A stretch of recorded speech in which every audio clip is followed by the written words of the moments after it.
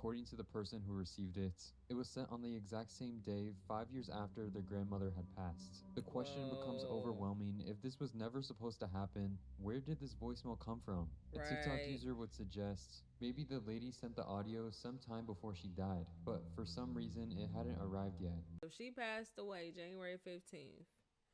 And then they got the voicemail January 15th, 2018. Like, even if it was a late voicemail, like 5 years late though. There are entire Apple support forums filled with complaints about delayed voicemails, pointing to Five unstable years cellular late though. 5 years late. And then I'm sure somebody else got her number if that number is not used.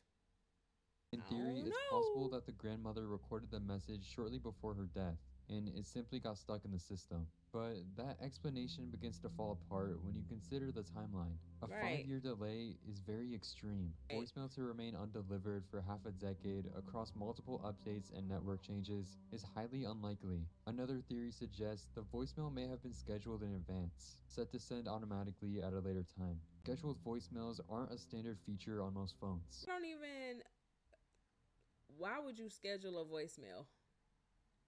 And then she was an older lady, so it's like Granny barely know how to use this phone. You telling me she done scheduled a voicemail and she accidentally scheduled it for 2018, 5 years ahead? No, Granny ain't do that. Decent technical knowledge, and very intentional planning, making it unlikely for an older person to execute this without some sort of help. Then there's the possibility that this was part of an actual crime. Many use AI voice cloning or emotional manipulation, posing as distressed family members to create urgency. So, I don't know where y'all at, but I do remember like a couple years ago, people were like cloning people's voices and stuff and scamming them. Like they can make it seem like your ass is kidnapped and everything, and you call distress to your people, and your people think you're kidnapped, and yeah, they come up with the money to get you, but you're already cool. could this voicemail have been an elaborate scam?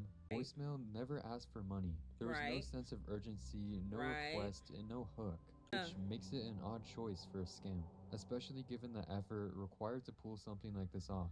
After digging deeper, searching for the original uploader, and even attempting to trace the grandmother's identity, I found nothing.